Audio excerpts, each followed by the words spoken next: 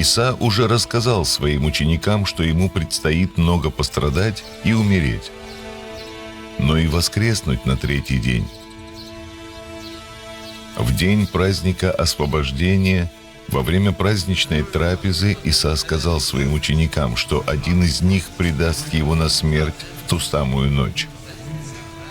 Ученики, взволновавшись, начали спрашивать друг друга, кто из них мог бы совершить такое. Они не знали, что этим предателем окажется Иуда. После ужина Иса пошел помолиться на Оливковую гору со своими учениками. Вдруг Иуда пришел туда с группой вооруженных людей. Их послали старейшины и главный священнослужитель. Иуда подошел и поцеловал Ису. Это был знак для стражников, чтобы те арестовали его. Они схватили Ису и привели в дом верховного священнослужителя, чтобы устроить там суд над ним. Пытаясь найти причину осудить Ису, они спросили: «Так ты что, сын Всевышнего?» Иса ответил: «Вы сами говорите, что это я». Тогда верховный священнослужитель стал кричать: «Богохульство! Он бесчестит имя Аллаха! Он заслуживает смерть!» Ису отвели к губернатору Пилату и оклеветали, что Иса запрещал платить дань императору, подстрекал народ против римской власти и считал себя царем иудеев. Когда Иса не ответил ни на один вопрос, Пилат спросил Ису: «Почему ты не защищаешься? Разве не понимаешь, что у меня есть власть освободить тебя или распять?» Иса ответил ему: «Никто не может взять у меня мою жизнь.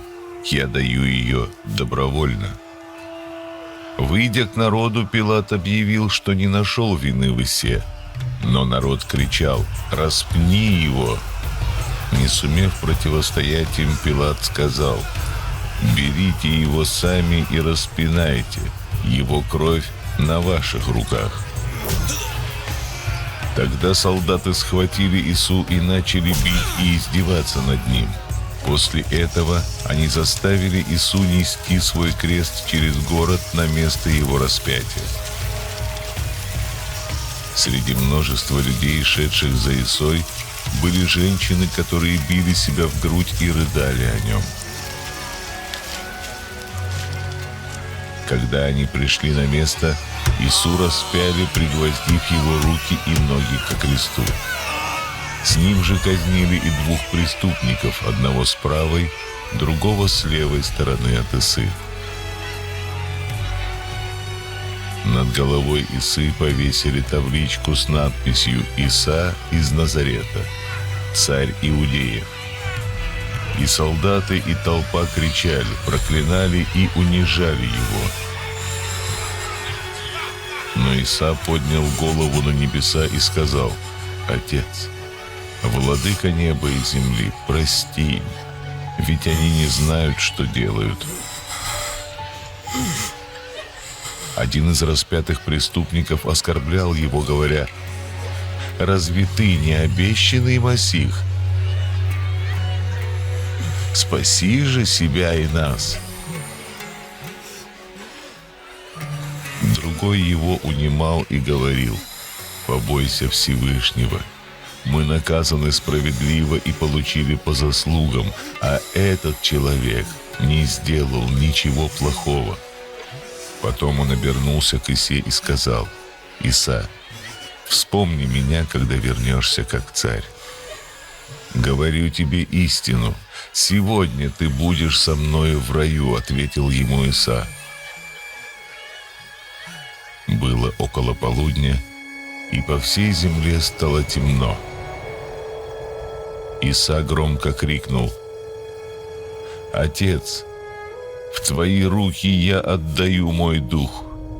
Сказав это, он испустил дух.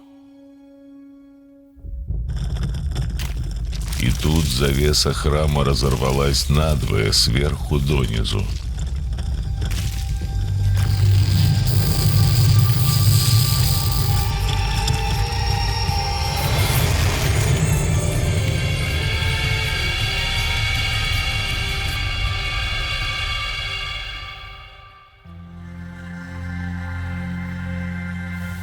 Одним из обвинений иудеями в сторону Исы было то, что он называл себя сыном Всевышнего.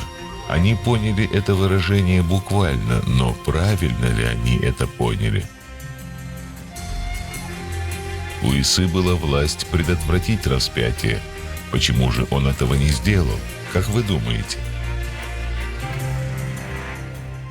Была ли смерть Исы случайностью? На каком основании Иса обещал преступнику на кресте, что он попадет в рай? Ведь у того не было времени на добрые дела или жизнь, угодную Всевышнему. Что вы из этого извлекли?